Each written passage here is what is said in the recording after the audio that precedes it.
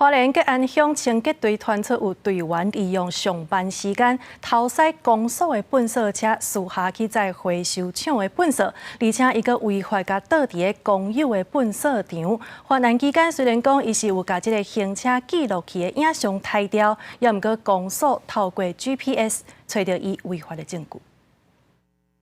12日晡2点56，一只吉安乡清洁队的粪扫车驶入去光华粪扫坑台场。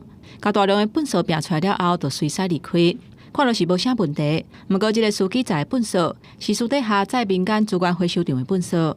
趁上班时间还没开始收垃圾，中间那段时间跟厂商收垃圾，我们队上有去把他的那个行车记录卡来看，但那一段时间都没有影像。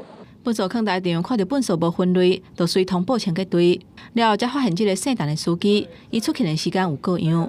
虽然行车记录器的画面已经被拆掉，不过根据 GPS 定位，要是发现粪扫车的行踪，违规的行为全在别坑。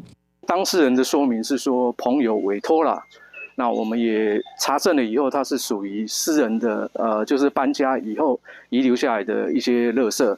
那我们也请当事人就是在隔天就把这些生活垃圾全部都载出去。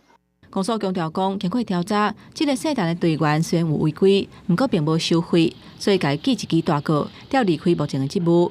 而且民众若是有大型或者是大量的粪扫，就要以正常的管道向清洁队来申请。记者综合报道。